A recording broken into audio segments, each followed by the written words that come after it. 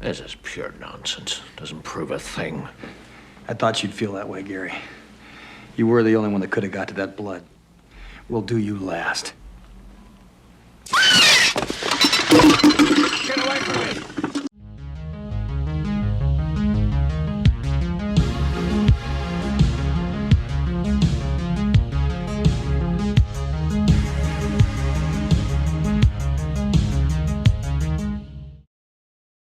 Welcome to the harbor. I'm your host, the Kino Cowboy. We're back again with Scott, Sam, and our guest, Alex Fatherly.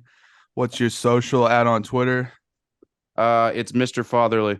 Yeah, if you want to see some MISTERFATHERLY. if you want to see some dope Donkey Kong playthroughs, go follow this guy. He's a master. He has his own machine. It's pretty baller. Twitch.tv. Verified Twin Galaxies Pro. Here. Yeah. Yep. Twitch.tv/Fatherly streams if y'all want to follow me. Yeah, there you go. Yeah, right now. Good old plug. Today we're talking about the master of horror, John Carpenter, and his 1982 film The Thing, which is probably the most famous remake that's better than the original of all time, at least in my opinion, and millions of others. So, beautiful cosmic horror that I didn't even get into until I was 22. That's when I went super deep on John Carpenter. I had seen Halloween, but plenty before that. But this was like, okay, I'm gonna go full Kurt Russell and and John Carpenter for like 2 weeks and watch everything. Oh yeah. Yeah. How'd you come to this film, Sam? Well, my dad, as like with any other movie. Yeah. This was not to this day, but this was my dad's favorite John Carpenter film. And so like we'd watch it religiously. I was thinking, because I watched a lot of rewatches this week. I watched a couple weeks ago I watched Francis Ford Coppola's Dracula. Then this week I watched Mary Shelley's Frankenstein, so the Kenneth Branagh one with Robert De Niro. Yeah. And then we did The Thing. I'm like, I'm just watching shit like I've watched since childhood, but like with kind of a new lens, But The Thing definitely isn't a new lens. I've seen this film a lot of times. So just, something my dad would show me when I was probably too young to watch it. And, have like the bloody, goopy, slimy effects just get ingrained in my brain. But then, now at 27, you appreciate those things. So, yeah. Scott, Yeah. how'd you come to this movie? I had been putting off this movie for a long time, so I didn't watch it till this morning. Oh, God damn. First time. So yeah, I was gonna watch it last night. I was too tired, and I really enjoyed it. It was exactly what I expected, and also different than I expected. hey, check the thing under your mic, see if it's slipping out, because it's like going in and out a little bit. Okay, hold on. Let me I plug put in my my headset actual in mic. back better, and it was louder. Yeah. And then Alex, I want to hear your take. So I was actually scared to watch this movie Yeah. for the longest time. Well, I Like- was too, because I'm not good with gore personally, but this is more of like So cosmic weird. horror, Yeah. So once I realized that it was more of like sci-fi gore, then I was like, okay, I'm gonna check this thing out. Right. So the longest I was since middle school. And mainly because I get lost in YouTube sometimes, and I came across this one video that was on Admiral Akbar. They were actually parodying the It's a Trap scene. And they did it against several things. One of them was The Thing. And it was the chest defibrillation scene. And when I saw that scene, scared the absolute crap out of me, to the point to where anytime I saw that scene pull up in my video feed, I Googled it as well. I would just go like, no, I'm not watching this movie. Nope. Yeah, that's insane, intense. Mhm. And the fact that it was made in 82, these special effects, is why it's still so mind-blowing. Oh Like, yeah. when the head's crawling around like a spider, dude, it still looks so good. It Mm-hmm. was great. Yeah. And That's the thing about practical effects and great lighting.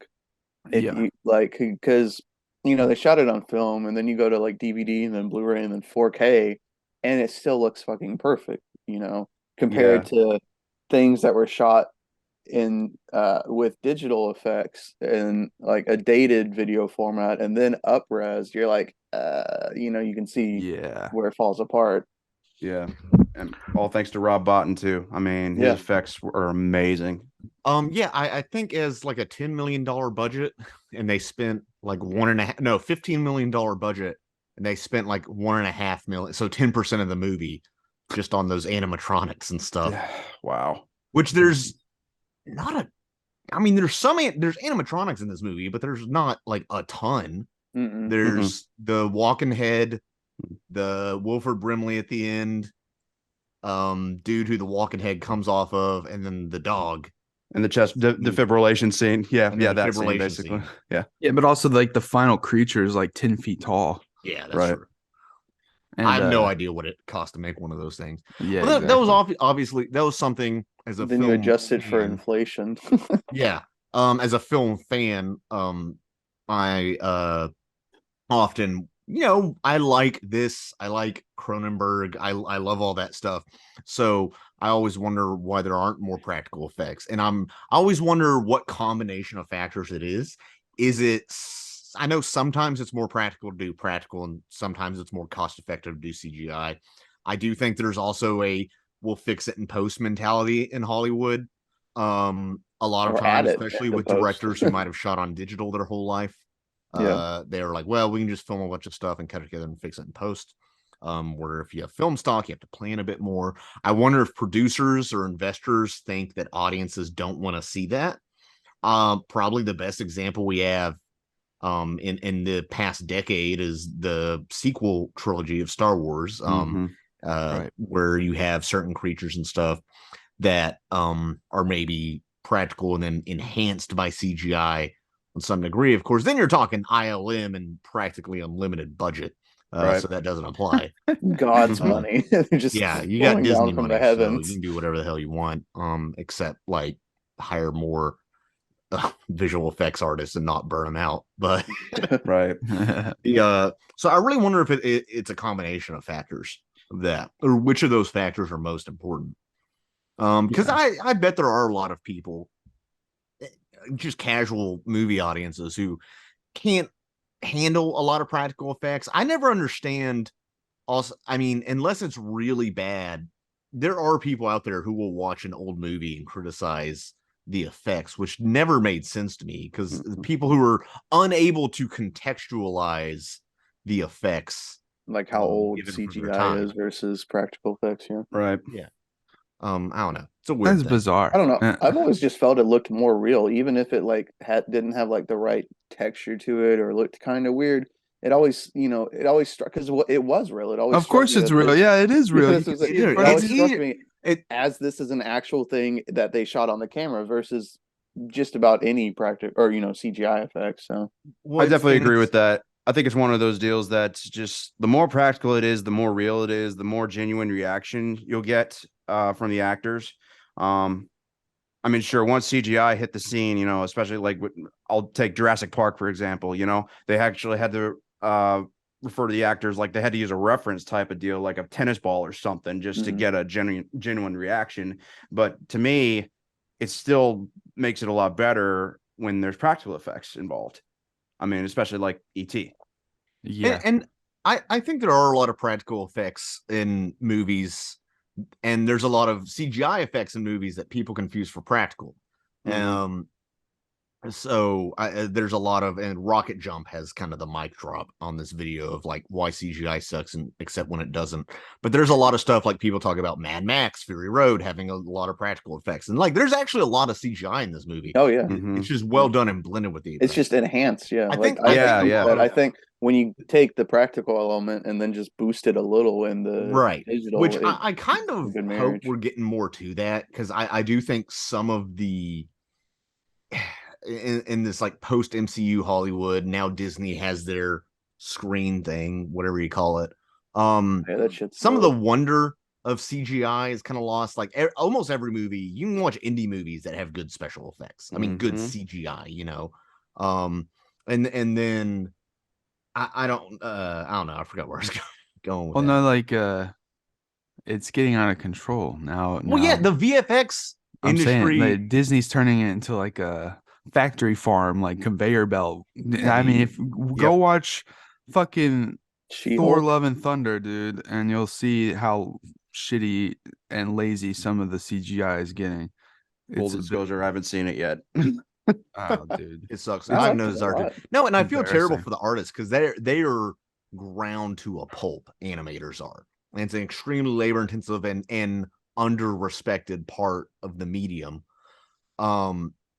I do wonder if AI, as it advances and machine learning, will take some of the load off of that. You know, Probably. not replace animators necessarily, but as Be it steered by them. yeah, but Yeah. listen to what you're saying. We're we're going from like artists like crafting puppets and animatronics and figurines and robots shit making into fucking movies. robots just Yeah. churning out Well, special here's the effects. thing. There's actually there's that. By the way, if you want to see another good video, I probably shouldn't recommend Miyazaki shitting on some artist who's using AI animations is one of the best videos I've ever seen. But there's actually AI being used for animation now. First of all of the like crowds in Lord of the Rings or probably any movie now, those are little AI figures that are like given little programs and then done that. And then you even have things like this video game, but Last of Us, what they do in that, and that's Naughty Dog, who's like top of the industry for animation, but they will record an actor doing a bunch of different mocap and then feed that data into the computer to help their artists so that the characters, when they're transitioning between animations, depending on the physics of the scene, it affects that and the animations look more natural. Now, granted, that's games. It's a constantly changing environment where you have to account for different game physics depending on the situation. Rockstar's games do that too. So maybe AI can help in some ways, but hopefully not replace it, because we have AI making those animations for like kid videos of like Elsa humping Spider-Man or whatever weird stuff pops up on my niece's algorithm. Oh, which is by the way, I my double feature was I watched Frozen and then I watched The Thing. Hell of a fucking double feature, I'll tell you. It kind of makes sense. Two freezing fucking cold movies, I will say. And I that's did a why triple feature last night. Yeah, we're getting that time of the year though. It's getting No, chilly. yeah, no, it was like I was bundled up watching this movie. it's like Yeah, I don't it's not time to watch Christmas movies yet, but watching some You can. cold movies sure Cold hit the movies. spot, I'll tell I you mean, that. all there is, other than planes, trains, and automobiles, what is there? What do we got for What, Thanksgiving? Thanksgiving movies? Thanksgiving? Thanksgiving. Okay. Yeah. Well, I just I've always been really into winter and cold atmospheric movies. There's that Thanksgiving Charlie Brown special. So Oh yeah, That's My also mom- true. my mom likes that a lot, actually, more than I do. But anyway, yeah. So like, that's part of what makes this movie so good is how freezing cold they are, and they're like stuck. they actually have like the frost like on their Yeah. beard and they're getting like frozen and shit. They're stuck in the middle of Antarctica. No one around, no one to help them. It's very bleak setting for a movie, and then you add to the on top of it of not knowing who to trust. That's Right. a terrifying concept. Mm-hmm. Like it gets It is. to, And I've read about those research stations and F that. it starts off like at 100 like immediately.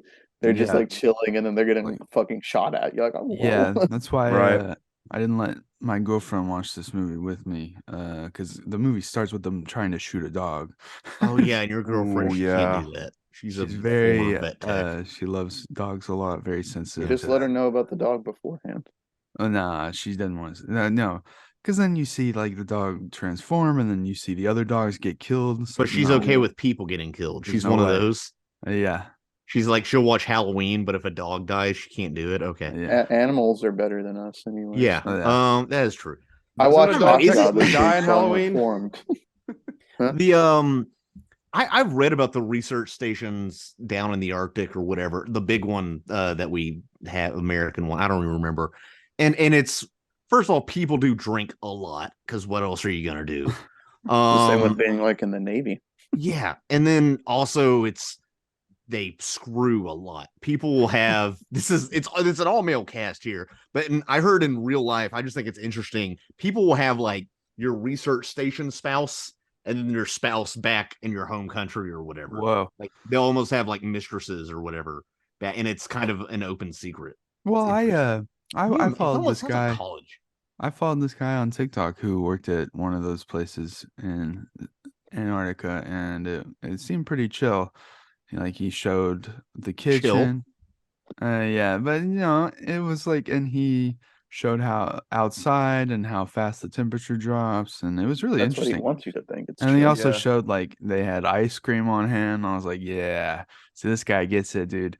I like to eat ice cream when it's really cold outside. I don't know Why? why. I don't know. It just hits. It's good.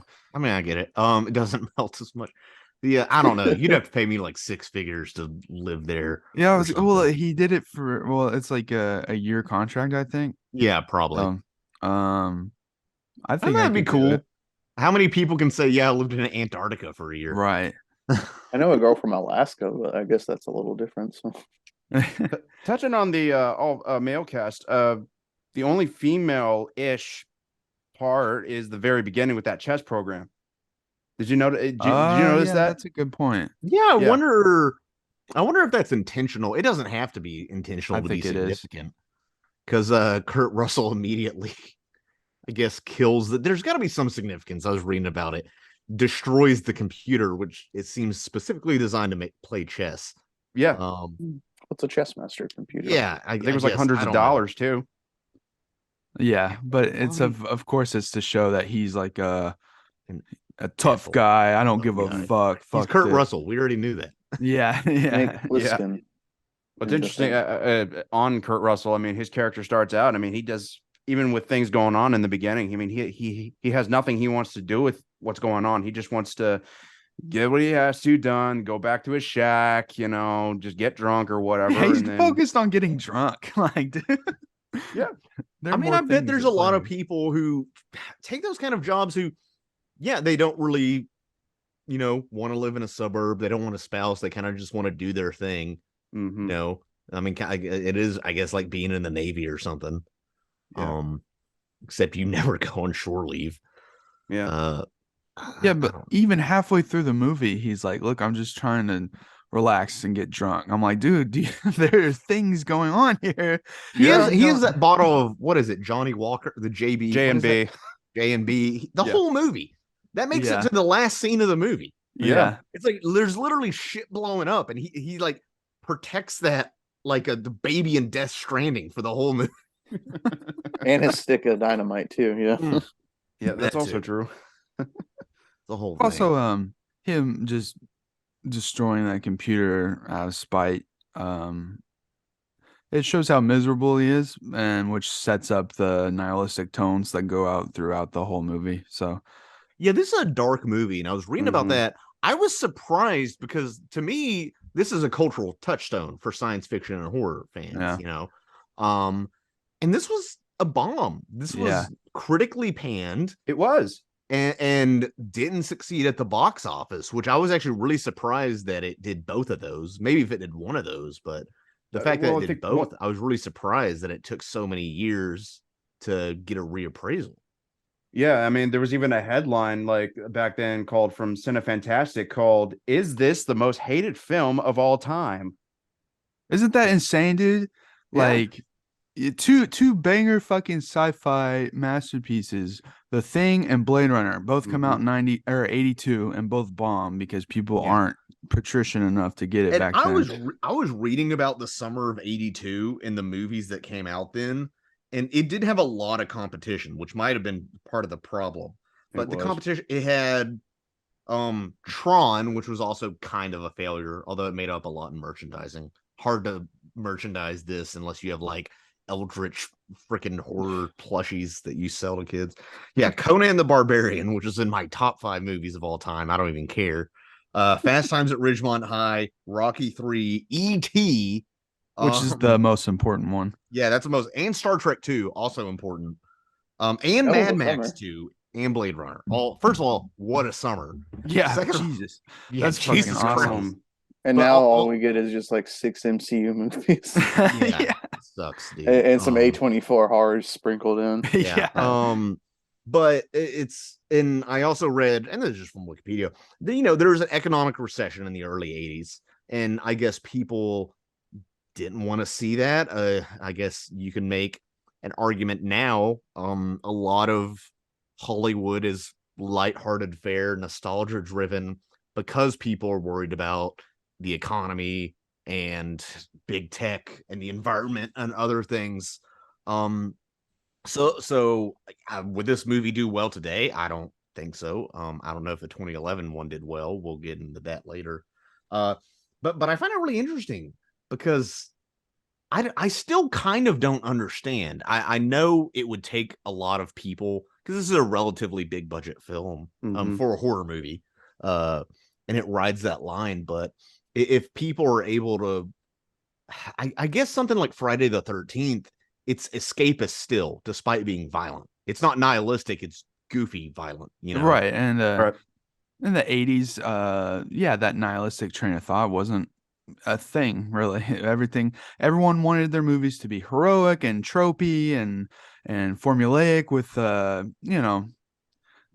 good guy taking stuff down and stuff, because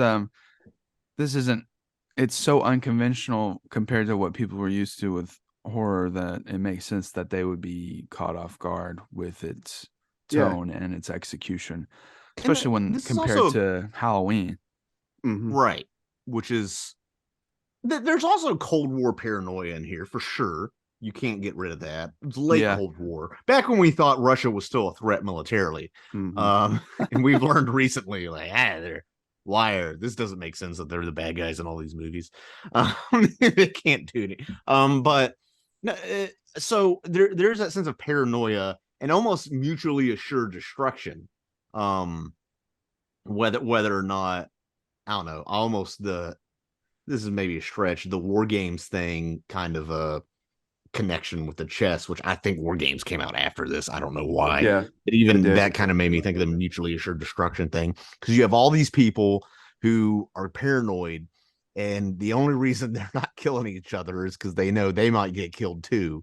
It's the whole movie's a Mexican standoff, and it's tense. Well, and what it'll be on a rewatch, because I watched it again for the first time this morning. I didn't know who was who. I didn't know what was what. I had no idea who to trust, except maybe Kurt Russell, and even then, maybe. So I'm really interested on a rewatch of, this character gave a sign at this moment because he said this and da da da da da. Well, I think even on rewatch, it's still very you have to know the movie, you have to know the exact progression of the thing to know.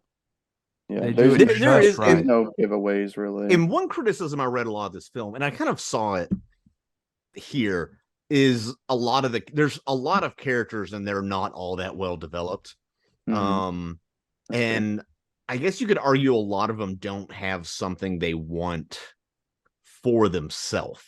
In meaning they all have the same objective of, like, I want to survive this. But nothing makes them stick out than some of the other than Kurt Russell wanting to get drunk, I guess. What is their own character objective or character arc in this movie? Well, that one dude, the chef, wanted to do dishes without dirty drawers. So okay, yeah. Well, I think one character to me that stood out besides MacReady or Kurt Russell was Wilford Brimley's Blair, because he's the doctor. I he's like the investigator of the film. He's a little skittish.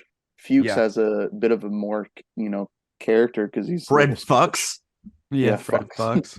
Yeah, he basically researches the thing. He finds out what it can do, and then he goes insane.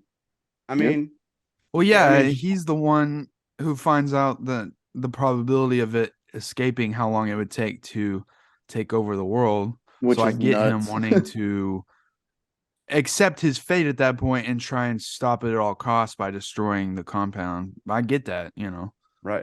Although then you can argue, is he actually overtaken then? and trying to stop everyone else, or is he trying to stop the thing and he's not overtaken Yeah, that's the yet? fun part. And that's the fun Yeah. part, because you don't know. And also another fun part is you don't even know if the people know that are infected. Yeah. You know, because for all you know, they can think, no, I'm not infected. And then as soon as they get into Tested. a like threatened state or a state where they can kill somebody secretively, it Well, can like that's take over their mind. Because that goes obviously that it goes imitates in their with memories when they're and doing the everything test. else on Yeah. a cellular level. That's Right, why it yeah. goes into the test, and like they're all sweating and like looking around and like a sigh of relief when their test with the blood Yeah, goes they're fine. not really sure. Like they're not sure. Yeah, like you would think. And every time I watch this movie, I'm like, is the thing just sitting there like sweating, like, oh no, I'm gonna get caught, like some Among Us meme, or do they genuinely like, are they all feeling human in that moment, like I you had a said, and thought, then it takes honestly, over. on that. Just so we know this thing can absorb someone at a cellular level. So I kind of think of like, if y'all watch Star Trek at all. Very little. Watched Okay. all I'm of not it. too familiar. So Sorry. there is a race called the Borg. Yeah. Oh, yeah. That take over your body. Well, the thing about the Borg is that they attack and they take over your body. You still have your conscience. The thing Mhm. you don't know.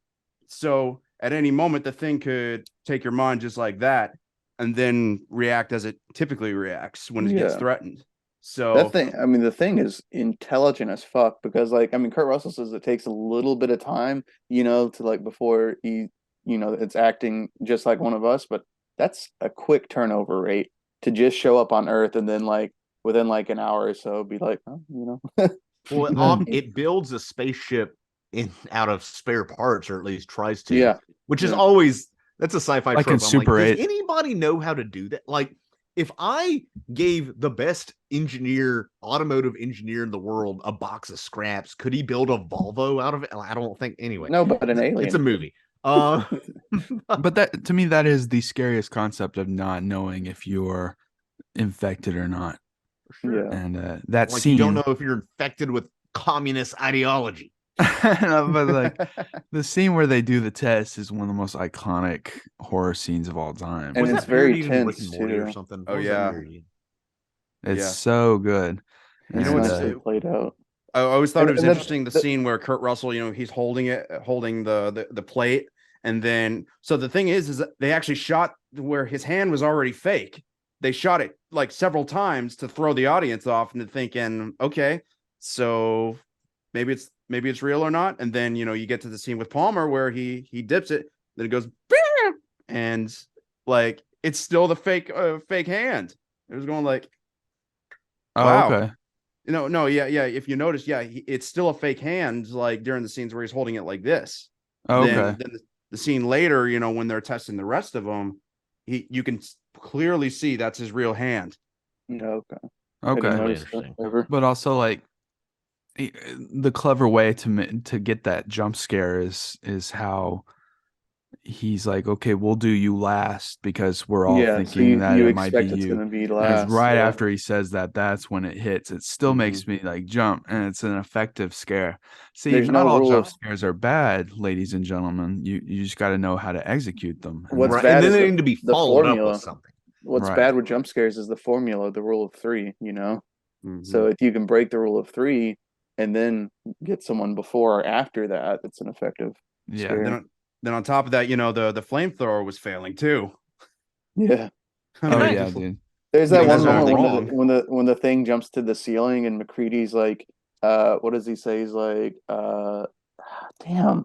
Anyway, he says something like, blast him. I think he says Windows blast him. blast him. Yeah, he says that, and I'm like, is this Ghostbusters? Like for like just a slight second, because they're sitting there with like the fucking flamethrowers. Yeah. I was That like, is this something some I just, did wonder during this movie. absurdist Ghostbusters movie. That's something I wondered in this movie, and it's not a big deal. It doesn't break a movie. Why are there so many guns and flamethrowers at this science research station? In case the Norwegians attack, obviously. I mean, that was like they have a case of guns. People have their own revolvers, which I get. I guess having a personal, but it stretches credibility a bit. But also, I don't really care. It's just something I was thinking throughout. Hell the whole no. movie. Why would you care? It's badass.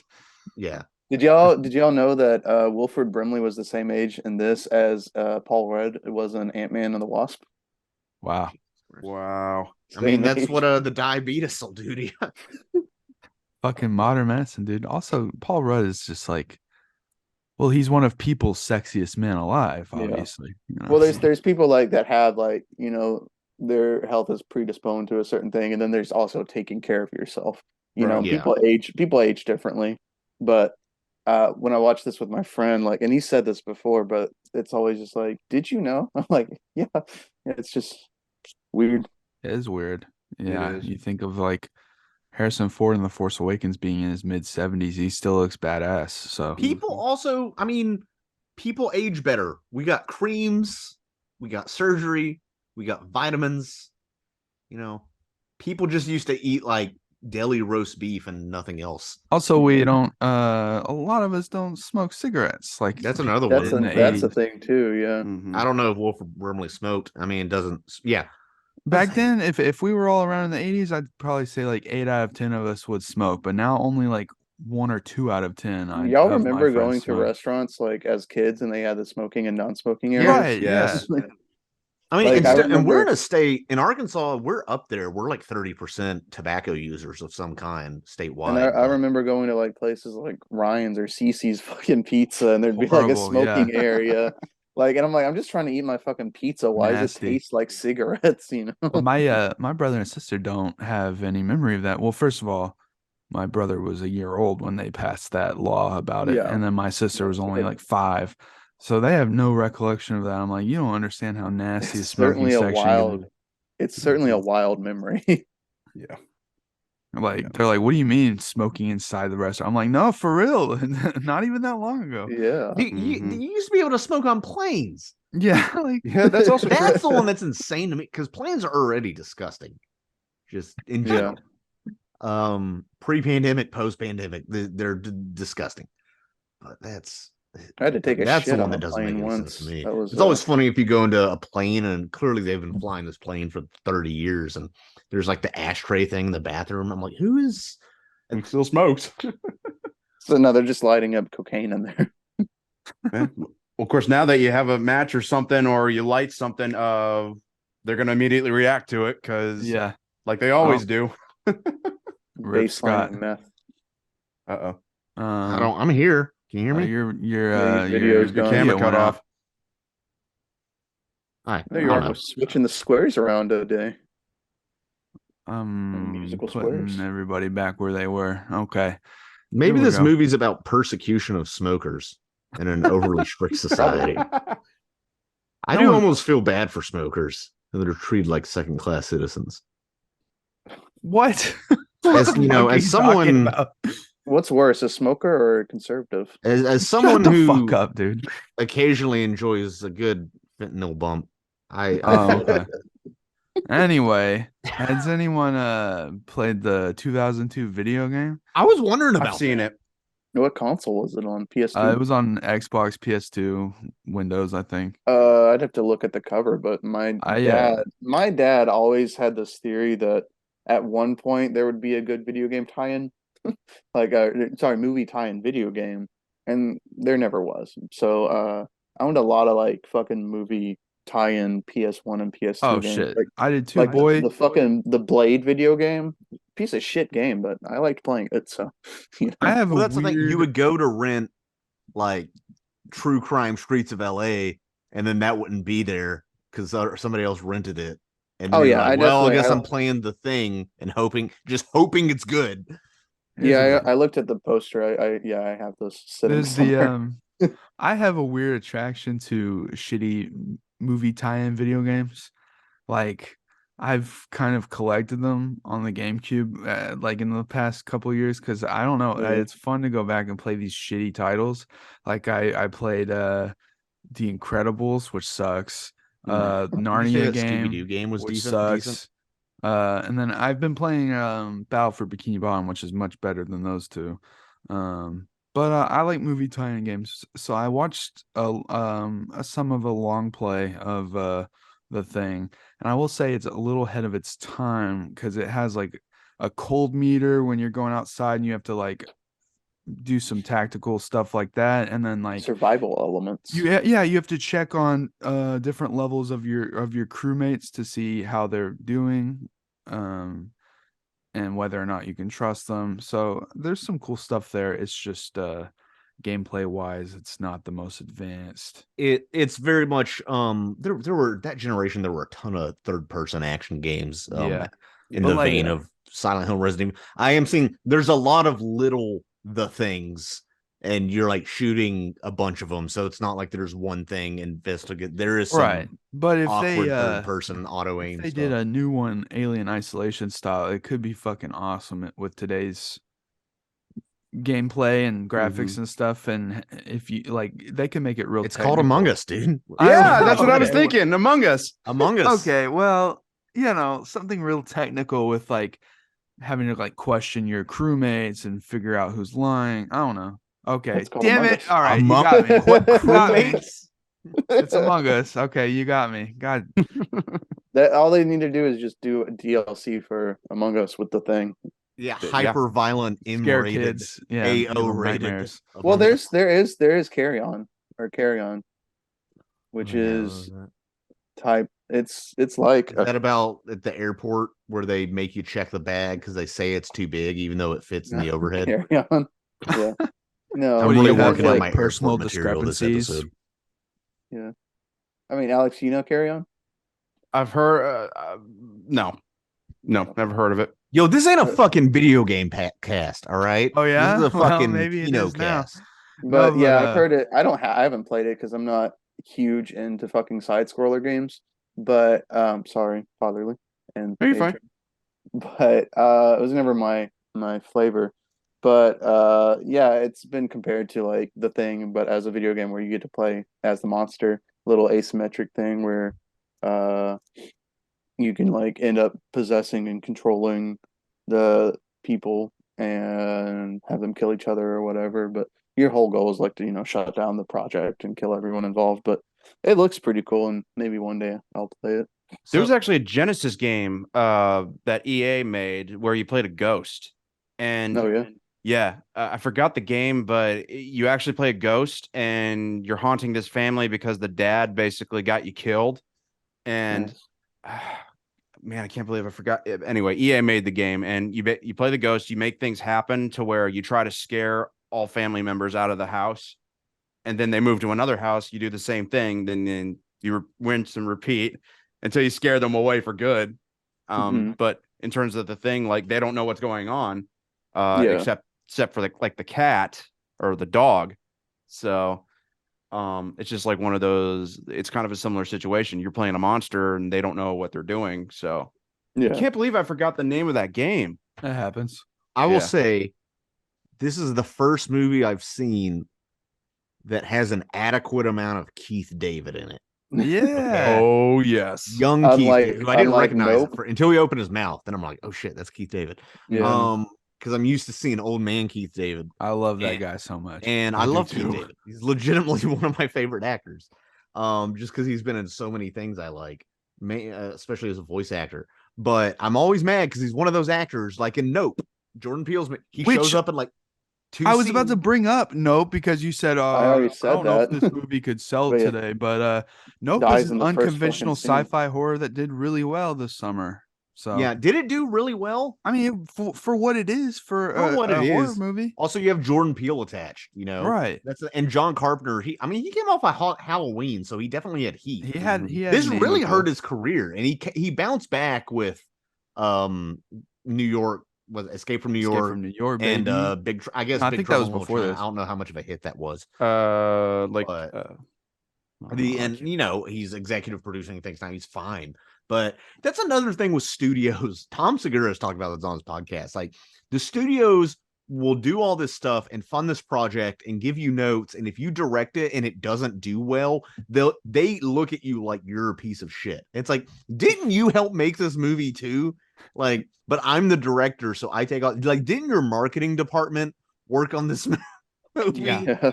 And everything, but no, it's you. You're a piece of shit if your movie bombs, and it's so weird. Even actors, and sometimes I'm like, did the Not the actor's fault. did they cause It this wasn't movie for to the whole bomb? movie.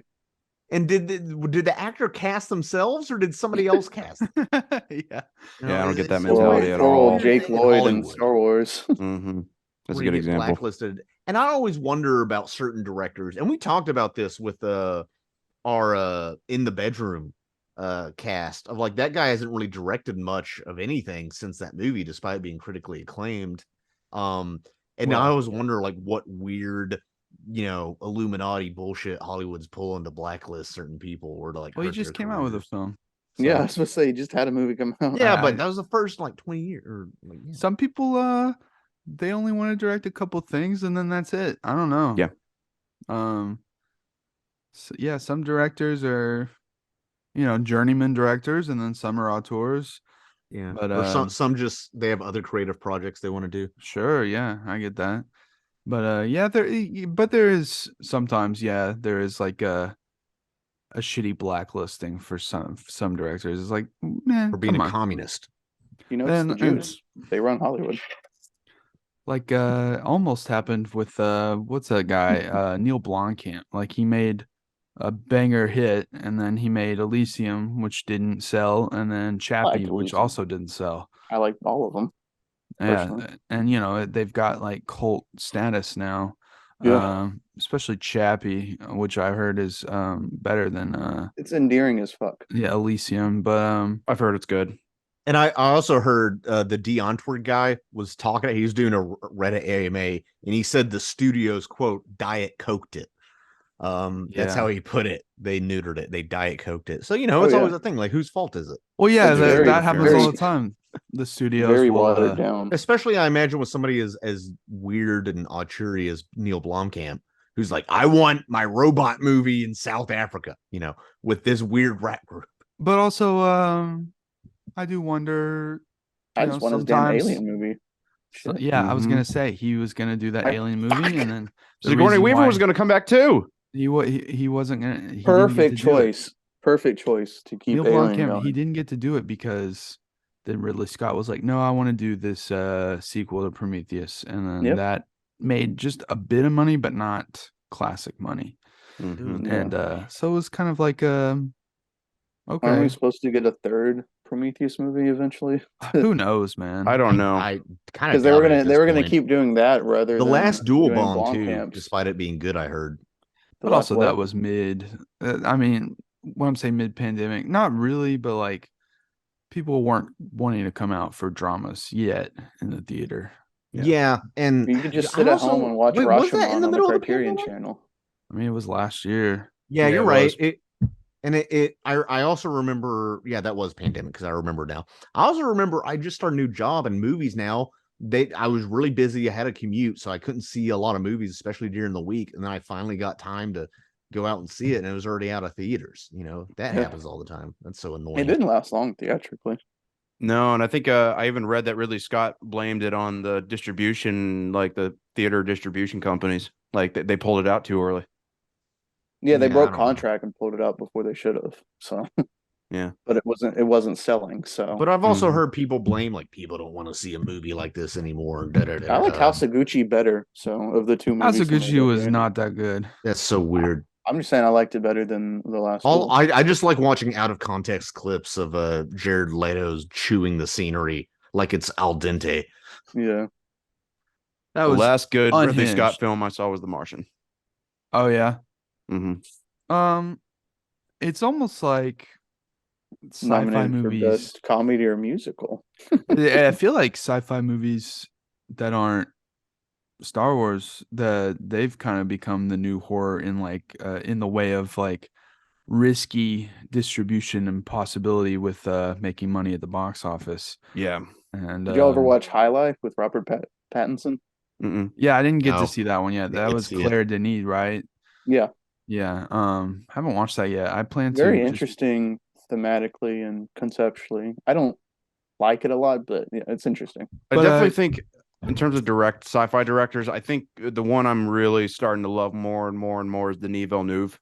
Yeah, of course. I mean, Or just people with like Blade Alex Runner. Garland. But that's the thing. It's like Blade Runner 2049 flopped when it shouldn't have had. It should have been one of the biggest movies of all time because Mhm. it was critically acclaimed and everyone who watched it loved it, but it just didn't bring people out for some reason. They I don't know why, even though Blade Runner was cult status. And then you get a brand new big budget sci-fi movie, Ad Astra, with big names in the title and everything, actors, and it underperforms too. And I thought Ad Astra is underrated. I thought it was a cool spectacle. Mm-hmm. I But had that, and I still haven't watched that. it's they're getting for some reason sci-fi is being more risky with film goers that Maybe aren't. Disney's paying people not to see them. But Like, that it's makes not me- Star Wars. Don't go see it. well, it's just Dune thankfully made enough to warrant a sequel, Fuck but yeah. it only Especially made, since they fucking put it in the in title, Dune but it was Part like, One. I'm dude, like, it you was better have a such sequel. a big deal. Dune was, but Mhm. it only made 100 million domestic, which for that big of a movie isn't as much as it should be. Yeah. And hopefully the sequel will make more. But yeah, studios to this day are especially now more these days are scared of the risk. Yeah. Yeah.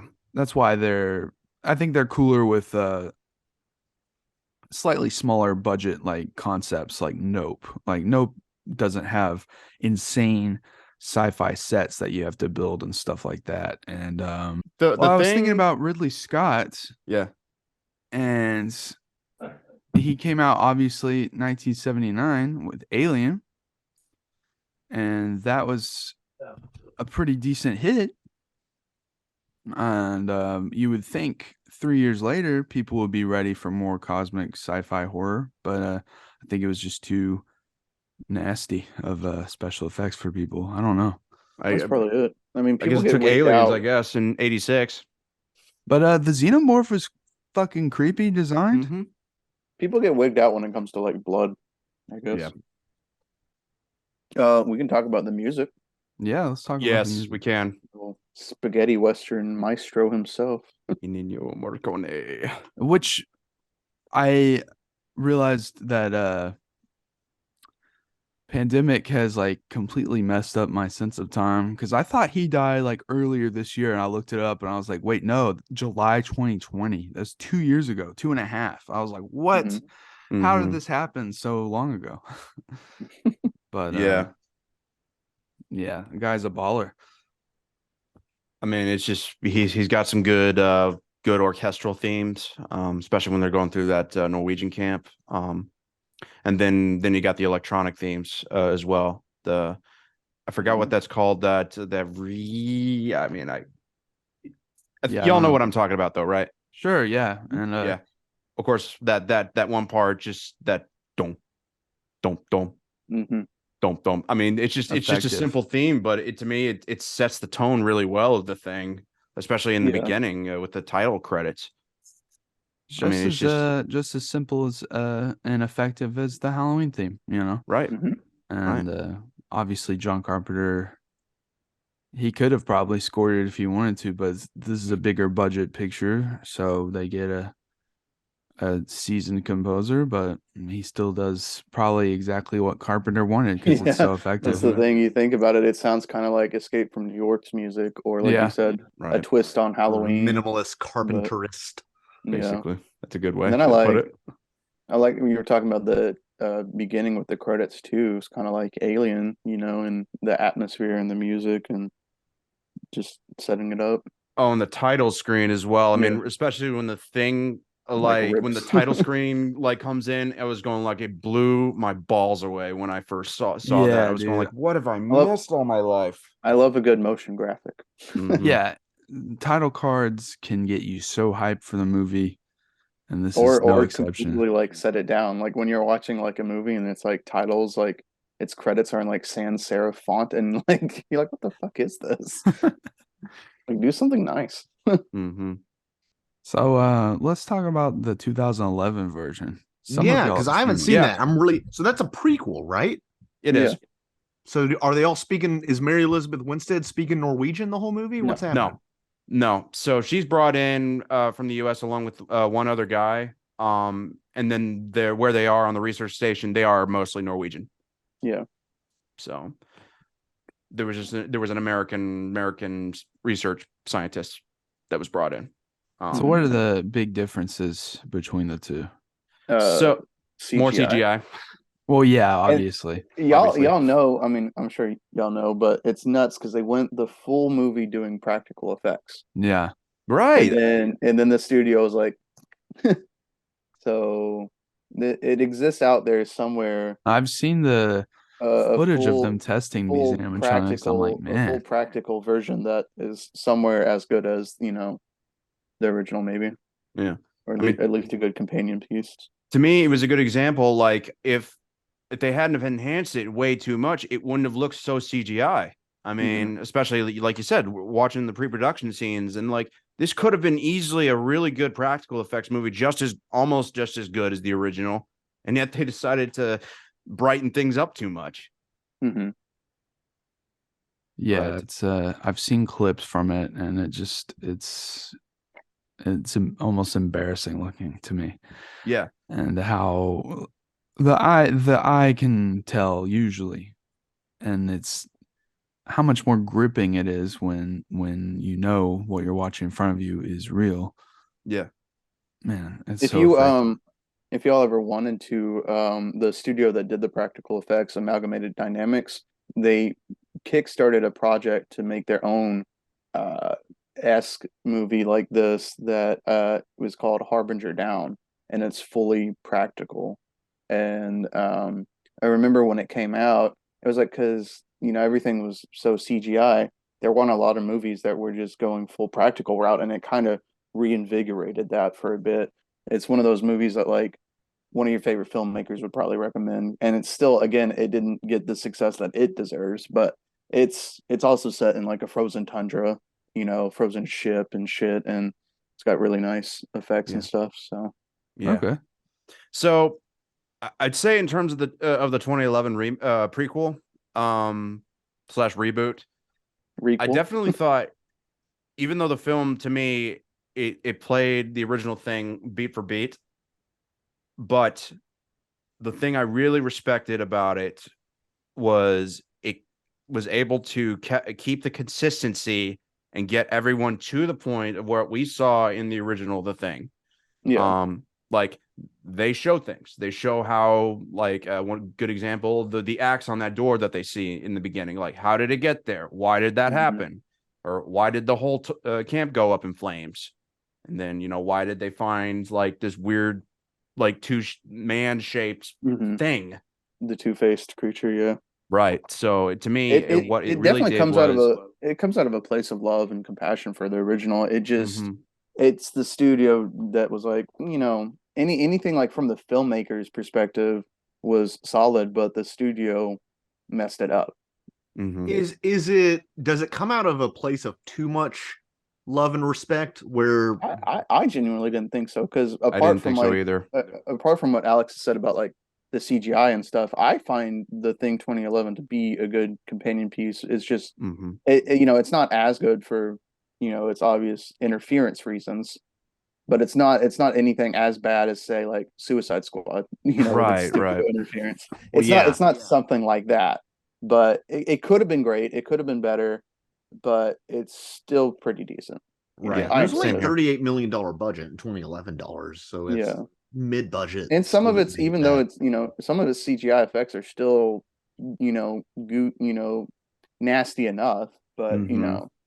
it's just disheartening as a fan to know that, it wasn't what it wanted to be. It wasn't what this filmmakers wanted it to be because of the interference, but it's still it's worth a watch, I'd say. It is. It really is. I mean, even I got convinced, honestly, to watch it.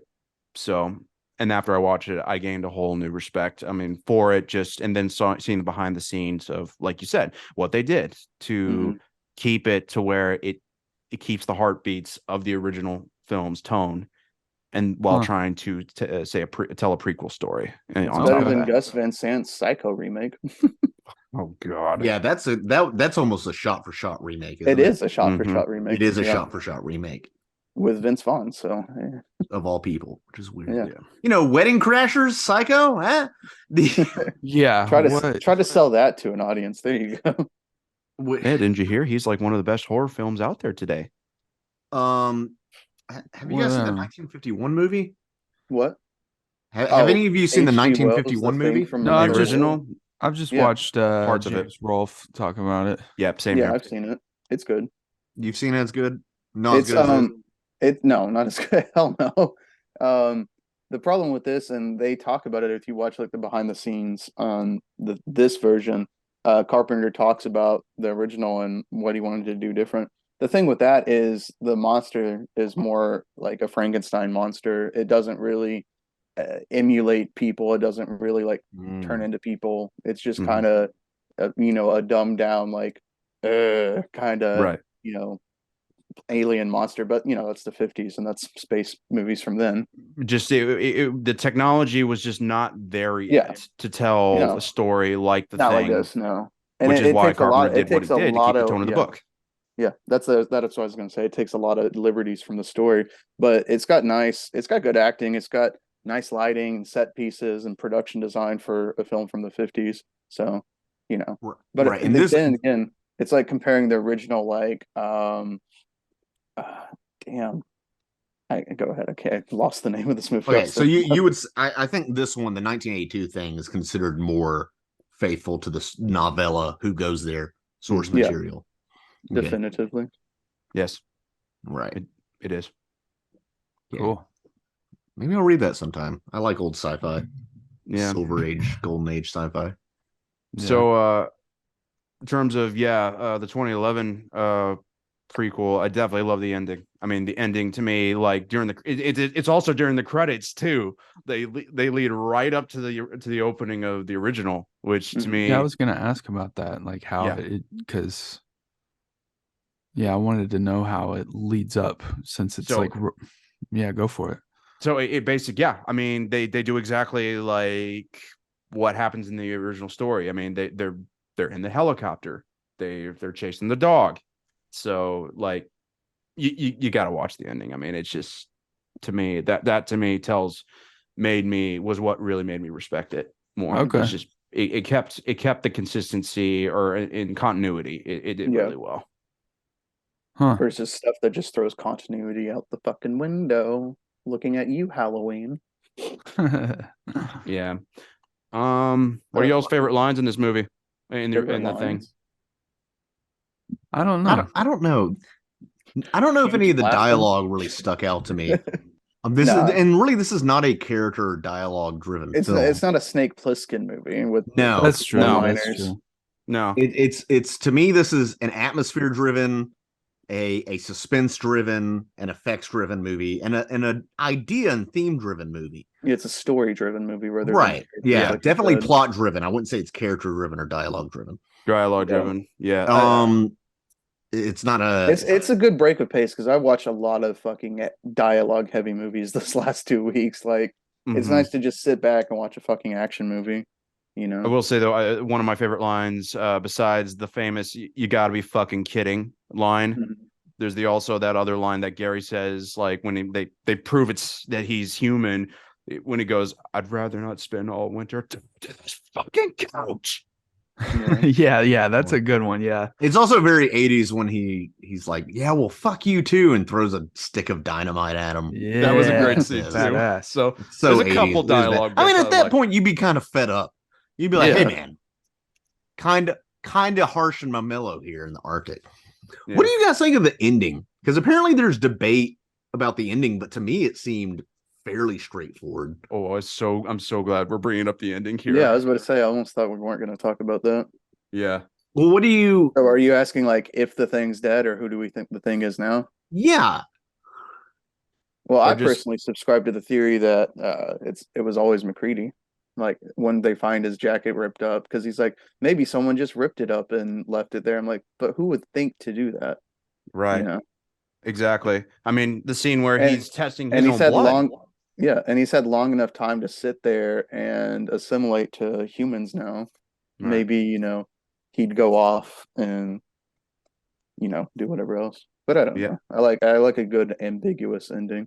Yeah. Or even like when Childs or when Keith David drinks that drink, was that actually a drink or was that an actual Molotov cocktail that he was drinking? And then he smiles at the then MacReady smiles at the end and was going like, why did he smile? So Mhm. like They're was both going wigged out by each other. yeah. So like is it that or is it just a simple ending? I mean, they're just What do y'all think? I like to believe that they did kill the thing and that they're gonna die heroic deaths alone yeah. in the Arctic. Like Yeah. MacReady says, yeah. That seems like the most likely thing to me, just because at the end it's just the two of them, and I feel like if one of them was the thing, they could reach out and kill the other pretty quickly. Yeah. I don't know. I Although feel I like guess if he that'd be takes like a a swig of his cheesy liquor, he might ending. get his thing DNA on him anyway if one of them's the thing. So, you know, social distancing, guys. This is the original social distancing movie. There's so there's that. I also wonder if the thing is because apparently you have to destroy every cell of this thing. Yeah. And one thing I thought of is when they do the blood test, some of the blood gets on the floor and like crawls, slides Mhm. away. And we don't ever see what happens to that blood. Does it reassimilate with another part of the creature? I think it was forming back with the guy who was Palmer. Yeah, I think it Yeah. went back to him because it Oh, slides you- across, and then the next shot is like him getting fucking blasted. Oh, okay. I thought it kind of ran off into the hallway. Plus, they for some- started destroying the entire compound. Yeah. Yeah. And here's the thing: if it's really that Fast. resistant, so apparently it was in some cryogenic state or something when it arrived. I'm assuming it's sort of. I don't really think the thing as it is had an intention to take over Earth. I think that's kind of its nature. A Yeah. movie that this reminded me a lot of, or a movie that reminds me a lot of the thing, I guess, is Annihilation. Yeah. Mhm. Because in that something lands on Earth, but it's Beautiful sort of movie. just animalistic taking Mhm. over, and that it doesn't have technology. This is clearly has some sort of sentience. But that's the thing. Does it have a motivation, or is it just acting on sort of animal instincts, but is also sentient at the same time? Yeah. Is it even innocent? You know, even though it kills to survive, is it even innocent? Yeah, does maybe it know? Again, it could just be trying to get back home, and Yeah, it's 'cause trying to it's survive building a any way it ship. can. You know, Huh. Yeah, maybe Fucking- it was trying to build that ship. fucking They thought Super maybe 8 it was waves, to- just trying to get the fuck out of there. Yeah, Yeah, they also thought not a the Super ship 8. was to get off of Antarctica. Maybe it was to get off the planet. You know. That's Yeah. what I thought. That's what I always thought. think. Although, yeah, no, maybe it wanted to take over the White House and take over. Fucking Independence Day. I mean, well, that's how it reproduces, is by Yeah. almost like a virus. You know, Basically, it's not yeah. making babies. But is It's the making babies is outdated. is the UFO at the beginning? It's not crashing, is it? Or it just No, it seems is crashing. Is It it? is crashing. It's Okay. brought up in Because the it's- 2011 it's movie. under the ice. Yeah, they said like this thing's been here. This ice is 100,000 years old. Yeah. Mhm. Which I don't. Maybe the craft is or isn't. Maybe it just broke through the ice and like caved in. I don't know. It seems Yeah. like it's been there a while. Yeah. And again, I mean, it's one of those things that could have just been in cryo sleep because that's how you do interstellar travel. Because it's Right. such long distances and times, you just go into your chamber and sleep through it. Right. Yeah. I mean, when MacReady says it's just trying to freeze itself and then until somebody rescues it, I mean, sure, maybe, but maybe it's just on instinct. It knows it can't get away from everybody, so it'd rather just take its chances and just freeze itself until. Now here we go. We're getting our third. We're gonna do a second prequel to the Thing 2011, and we're gonna talk about the Thing as it's leaving its planet. Or The whatever. home planet. Oh, portray it yeah. from the thing's What if point it of was view, like running basically. away? It was like, I don't want to move to Alpha Centauri, Dad. I'm gonna run away. It was like an ridiculed ACT. for its religious beliefs and Yeah, I don't expedited know. to another I'm planet. gonna go find my real dad, and then he takes a wrong turn. Here's up a the Milky Way. here's a little subtle but fun thing is I don't know if y'all watch this with the subtitles on, but anytime they refer to the thing or things, the T is capitalized. So Yeah. I like Oh, that that. is It's fun. just a little nice. You Yeah. know? I also like that they don't do it's the thing, like they kind of refer to as the thing, but they don't do that. Yeah. I also feel like for a horror movie, most of the characters who are all educated act mostly logical for the Mhm. movie. There Mhm. might be some exceptions. When dude walks off at the very end when he's in the tunnel, and MacReady or whatever his name is, Yeah, Kurt yeah. Russell is like, "Hey, what do you what do you? And then he comes back and giant Wilford Brimley attacks him. That was one of those like, why are you just walking away without saying anything?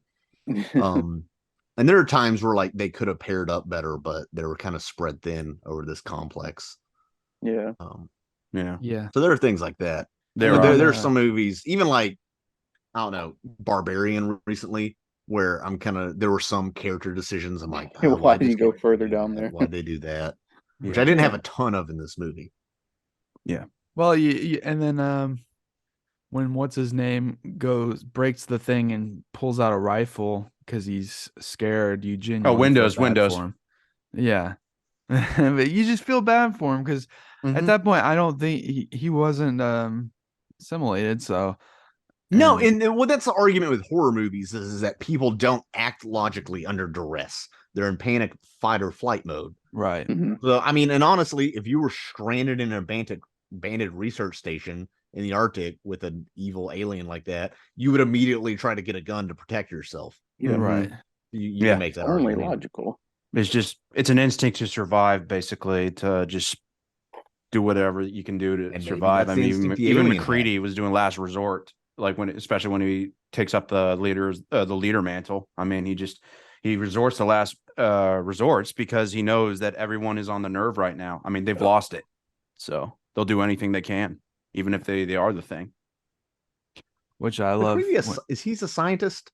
No, he's the pilot. He's just a pilot. That's what it. Oh, duh. That's what it is. That's why it's like nothing to do, and that's why his shack's away from everyone else. He just, he's not part of the integral crew.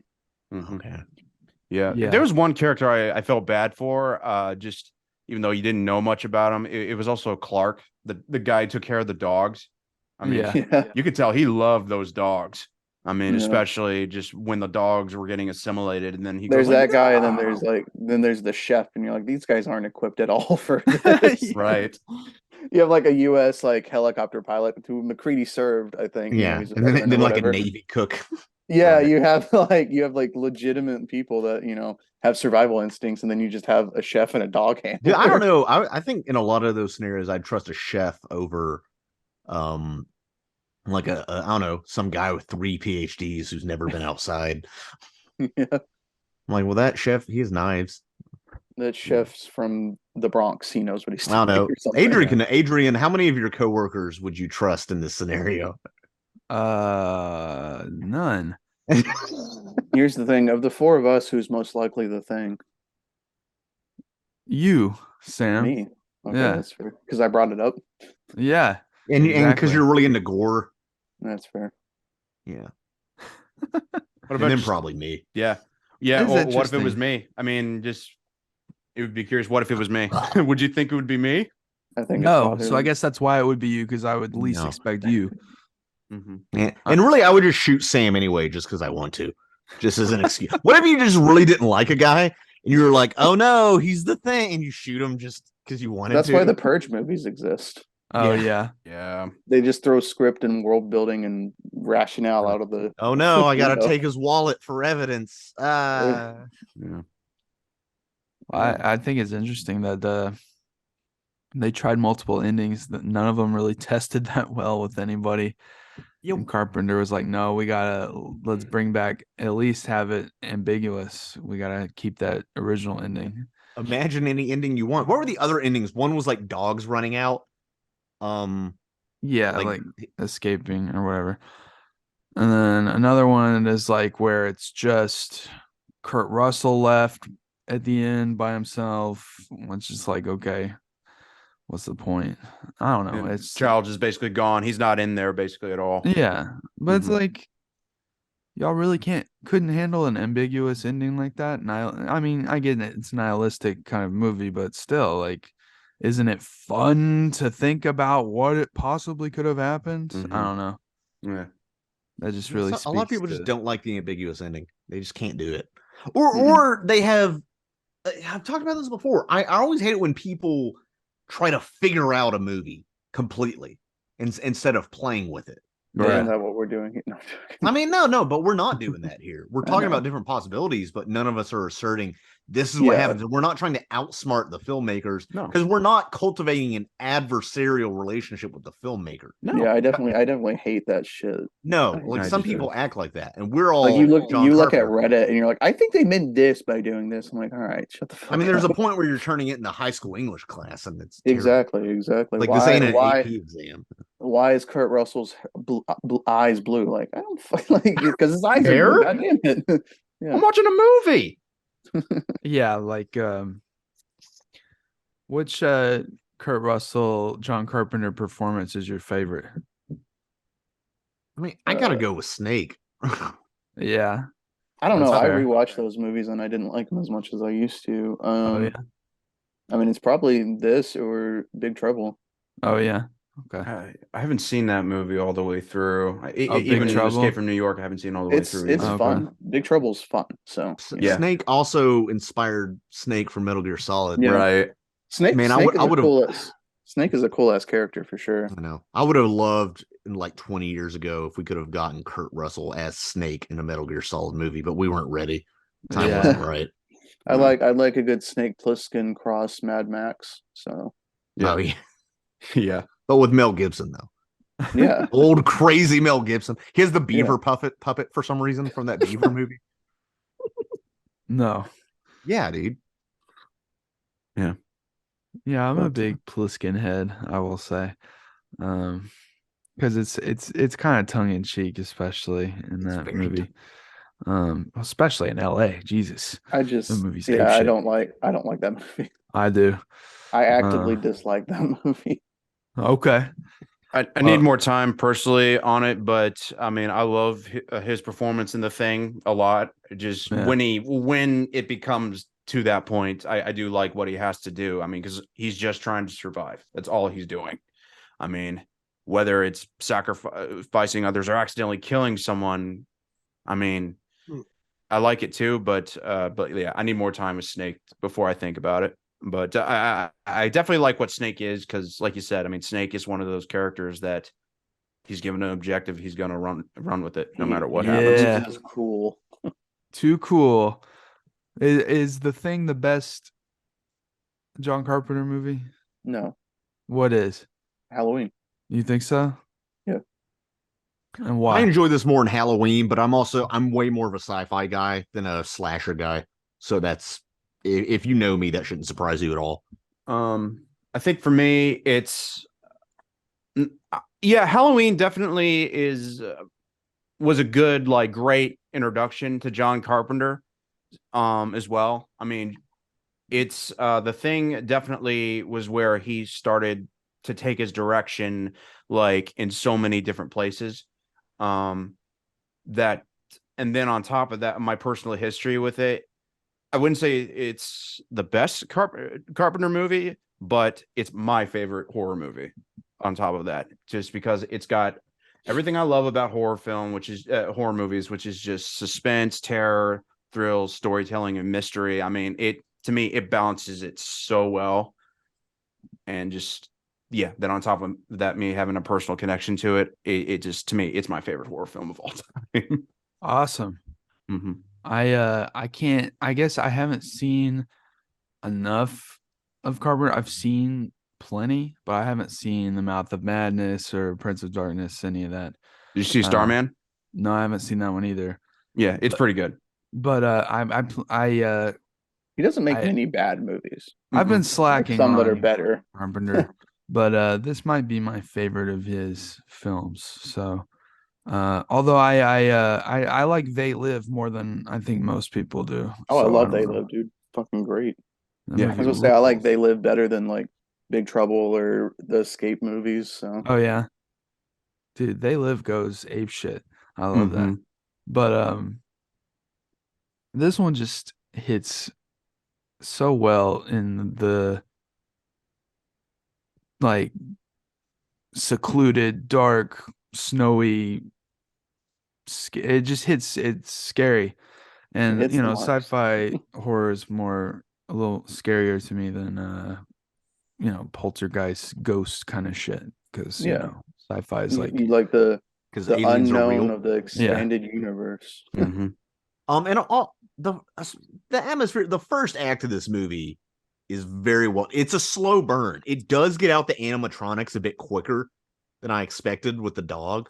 Mhm. But it really takes its time setting it up as like, okay, here's these Norwegians, what's happening, da da da da da, before shit really starts unraveling. This Right. entire movie is very well paced, and yeah, But it's very watchable. It's easy. Like I paused it to get some water, and I was like, "Oh, I'm already like halfway through." 47 minutes in, yeah. Yeah, it's such an Yeah. easy watch. No, it is for sure. I mean, but like you said, it takes all that time for Yeah, before the first thing reveal. every frame is useful. Yeah, Oh, I've seen this movie. yeah. So yeah, I guess that's the thing. Yeah, I have 1982, nothing else. I John mean, Carpenter? Carpenter has not disappointed me yet. Mhm. Right. It's excellent film. Great movie. One of the all-time horror greats. I can see why Sam would like Halloween more. That's fine though. I probably like them equally, but that's just me. Anyways, thanks for watching, everybody. Next week, man.